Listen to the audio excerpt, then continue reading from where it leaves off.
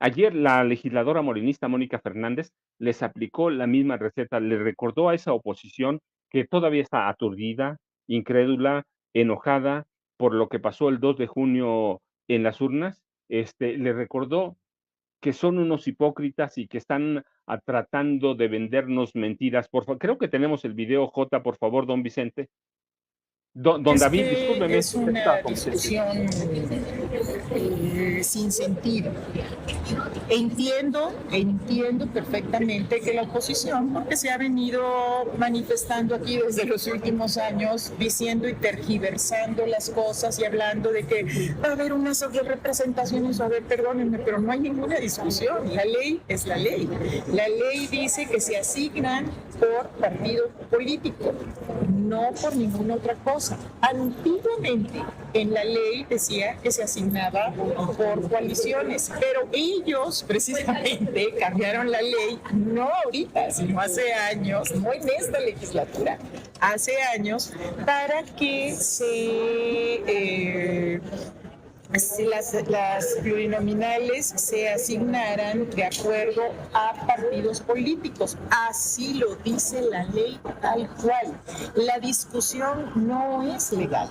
Y yo en ese sentido espero que las autoridades, ya sea el Instituto Nacional Electoral, el Tribunal Electoral del Poder Judicial de la Federación, no espero, sino que estoy segura que ellos van a actuar conforme a lo que dice la ley, porque no hay discusión ante lo que dice la ley.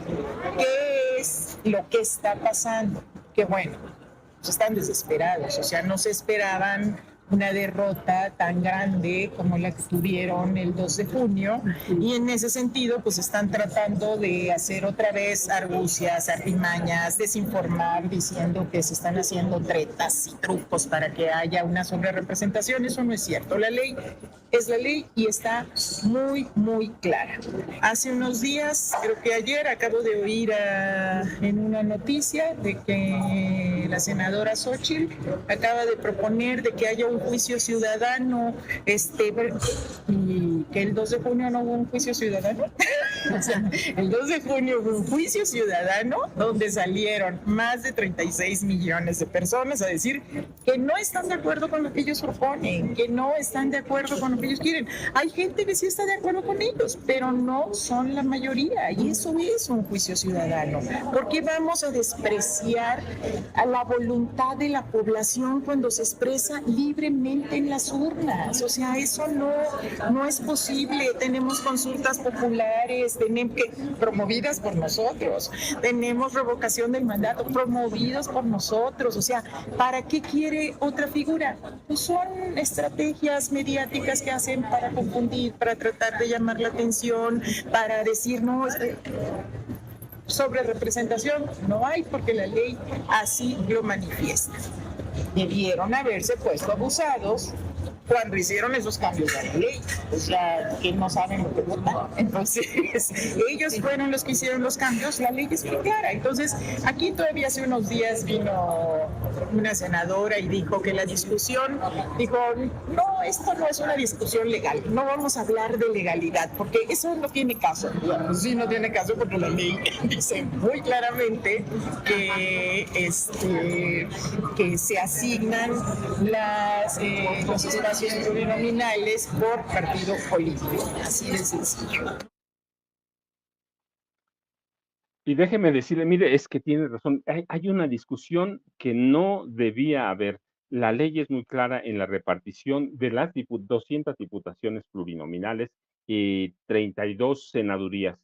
Ah, es muy clara. Les voy a contar la mejor definición que yo escuché sobre esa representación y cómo deben distribuirse los legisladores, diputados y senadores de representación proporcional. Alguien dijo, este, el PRI y el PAN quieren cambiar las reglas del partido cuando el partido ya se acabó.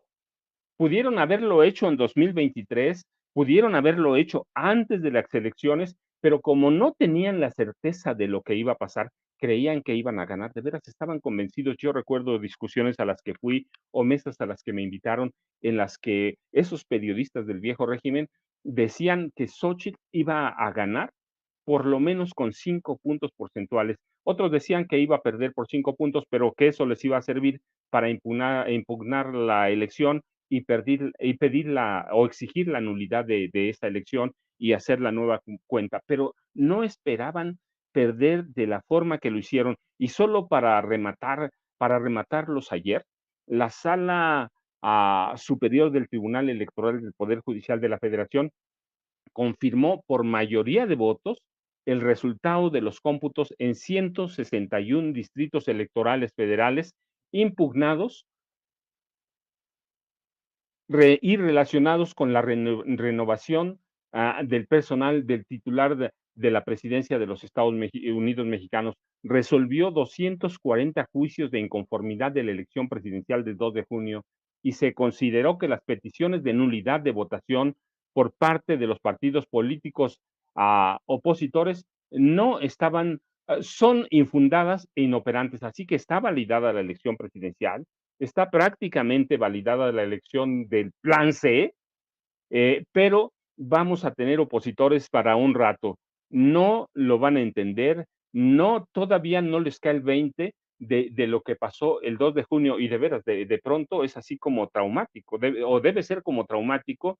Yo cuando platico, cuando voy a conferencias y en las que están algunos de estos viejos periodistas, la verdad es que todavía no entienden. Todavía yo recuerdo 2 semanas antes, aquí se lo dijimos en una, mesa con el licenciado César Gutiérrez Priego y con Jaime Hernández, les dijimos: "A Xochitl Gálvez le hacen falta como 20 millones de votos y a Claudia Sheinbaum Pardo 7 días para ser presidenta de la república", y eso fue lo que pasó. Le hacen falta muchos millones, o le hicieron falta muchos millones de votos a Xochitl Gálvez, solo los opositores no vieron esa derrota, pero déjeme decirle algo, la verdad es que no la vieron por una razón, porque todos fueron comprados, así que todos se dedicaron a adular a Xochitl Gálvez. Yo recuerdo López Dóriga, que es el que acabamos de ver, eh, él era uno de los críticos de Xochitl Gálvez. Lo mínimo que decía es que era una analfabeta política, y yo lo digo, sí, Xochitl Gálvez es una analfabeta política, y de pronto López Dóriga empezó a verla como la presidenta de la república. Yo recuerdo que llegaba a lugares en los que prácticamente ya la daban como ganadora, pero este hombre fue el que más cambió, el que más digo, no me extraña porque sé cómo operan. La compra de los periodistas es bien conocida en este país, pero él decía que Xochitl Gálvez era una analfabeta, le decía: "No vas a ganar, no hay con qué", pero de pronto cambió. Y de pronto contrataron encuestas como Massive Caller, que empezaron a darle el triunfo a Xochitl Gálvez, y yo decía: "¿A dónde?". Y aquí lo dijimos en la mesa Sin Censura, ah, Xochitl Gálvez va a perder, pero no va a perder por poquito, va a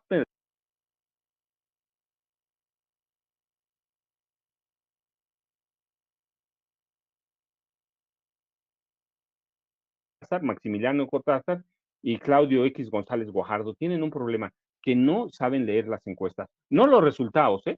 No los resultados. Ni Xochitl, ni Claudio X González, ni Maximiliano Cortázar, que era el operador de Felipe Calderón, ninguno de estos tres sabía leer las encuestas.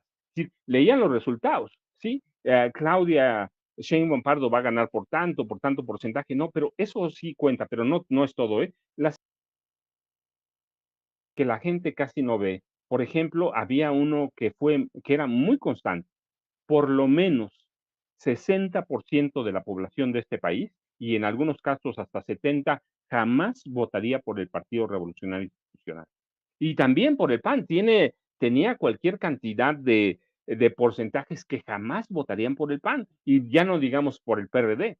Así que nunca supieron entender, nunca supieron leer, y hoy están dolidos, dirían en mi pueblo, están ardidos porque no entienden lo que pasó el 2 de junio. Y digo, si yo pierdo por tal, si juego fútbol y voy a un partido en el que pienso perder por 1-0 y pierdo por 7, por 8, por 9, la verdad es que esa paliza nunca la voy a entender. ¿Qué es lo que pasa? Que la oposición nunca se preparó, nunca, en 6 años, nunca pudo formar un candidato presidencial.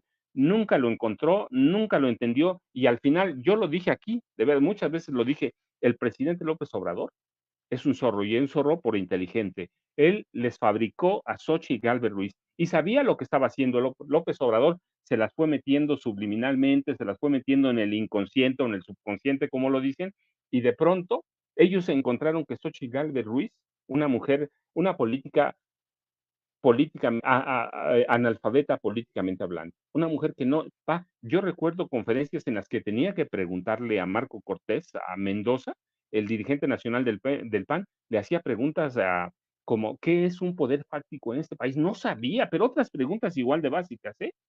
No podía memorizar una línea, no podía improvisar, no conocía a todos los políticos y nunca entendió qué era lo que era porque López Obrador la hizo ser lo que fue. Pero pues están dolidos y van a estar dolidos por mucho tiempo. López Obrador para mí es el presidente más inteligente que hemos tenido después del general Lázaro Cárdenas del Río. Alguna vez lo comenté aquí en Sin Censura, pero mucho antes, meses antes de que empezaran las elecciones, les dije, López Obrador, después del presidente Miguel de la Madrid Hurtado, con todos los peros que pongamos, es el primer presidente que tiene en control todo el proceso de sucesión. Después de Miguel de la Madrid, ningún presidente pudo controlar el proceso de sucesión. ¿Recuerdan a Carlos Salinas de Gortari? Tuvo que matar a Luis Donaldo Colosio Murrieta, a José Francisco Ruiz Macié, al cardenal Juan Jesús Posadas Ocampo, mató como a 600 perredistas. Así que nunca tuvo control de su sucesión y él terminó imponiéndose a Luis Donaldo Colosio, lo terminó matando y luego impusieron a Cedillo, que no era el consentido ni el favorito de Salinas, lo aceptó de última hora. Cedillo era el consentido de José Córdoba, del francés José Córdoba Montoya, que era el secretario de la presidencia y fue el hombre más poderoso en el gobierno de Carlos Salinas de Gortari. Y Cedillo jamás pudo controlar la sucesión. ¿Qué le pasó? Impuso a quién?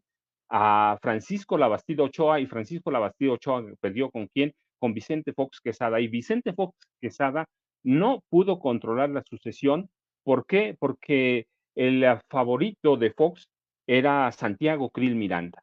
Santiago Krill Miranda era el favorito de Vicente Fox y terminó imponiéndose Felipe Calderón Hinojosa por la puerta de atrás del partido. Y Felipe Calderón Hinojosa tampoco pudo controlar el proceso de sucesión. Felipe Calderón Hinojosa terminó aceptando una alianza con Enrique Peña Nieto para traicionar a Josefina Vázquez Mota.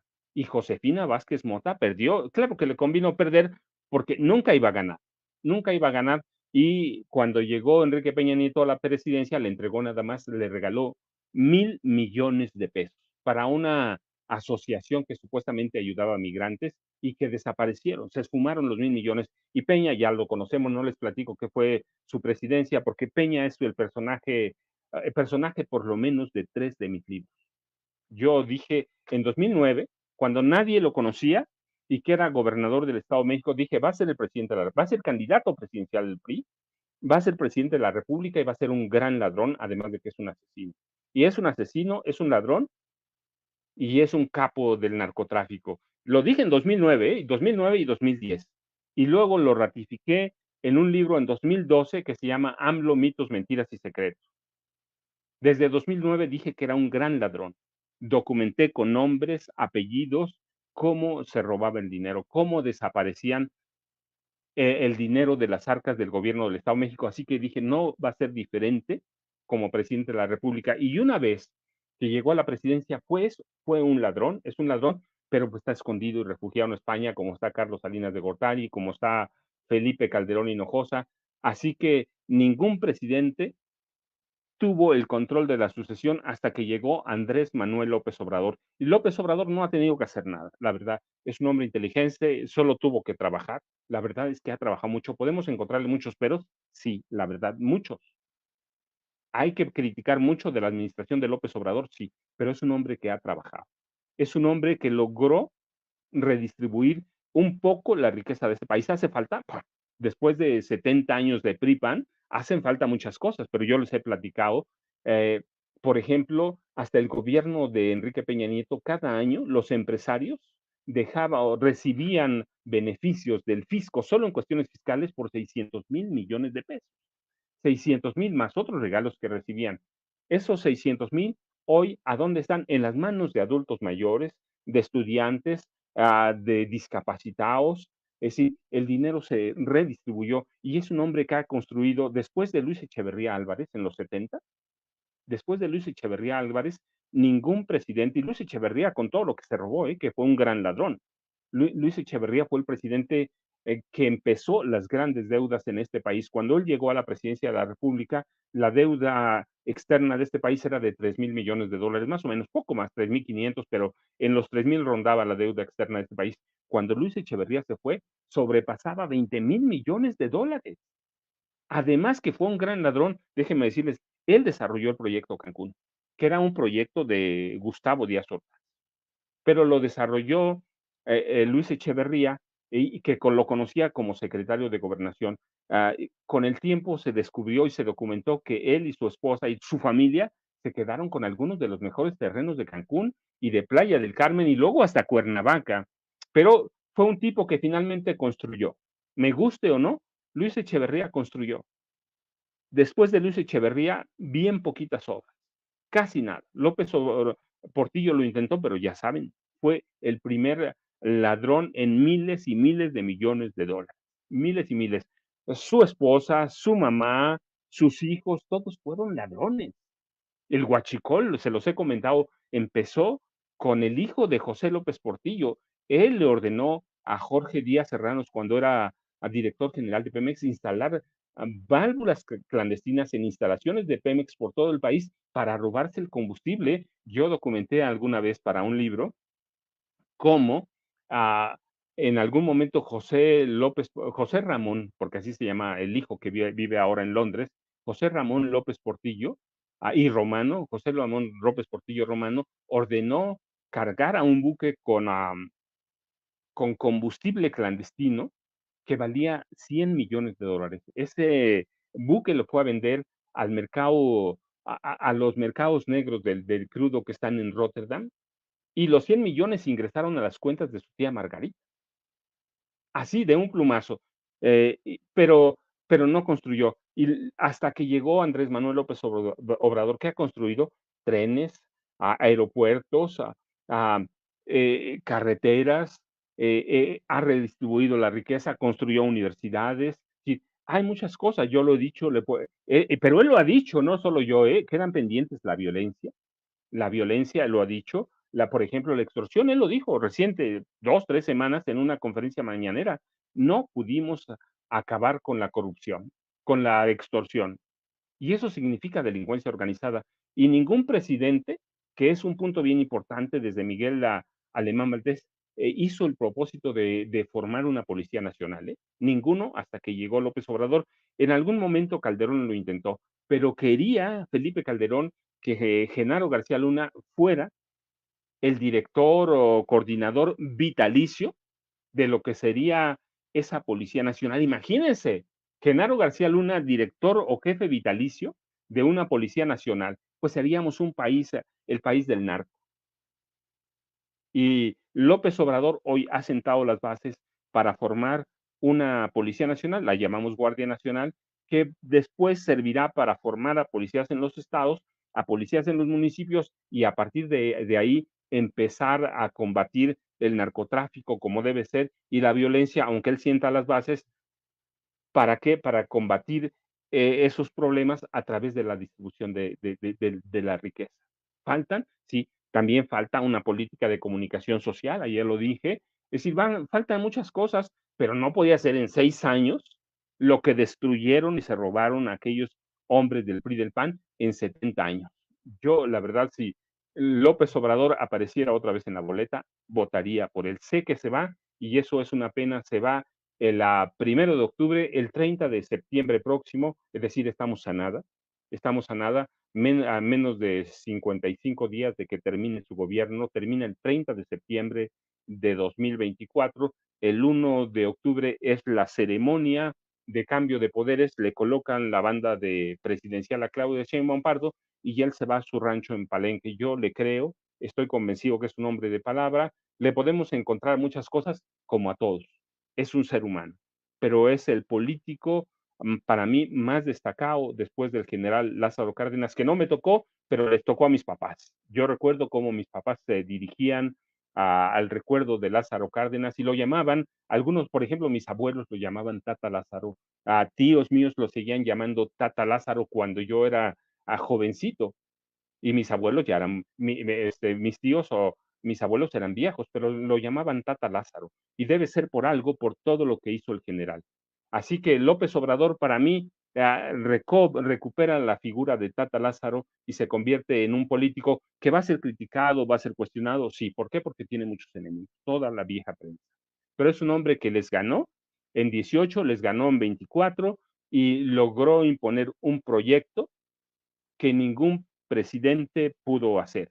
Así que ese es López Obrador, pero bueno, tenemos muchas más noticias, ¿sí? El abogado Frank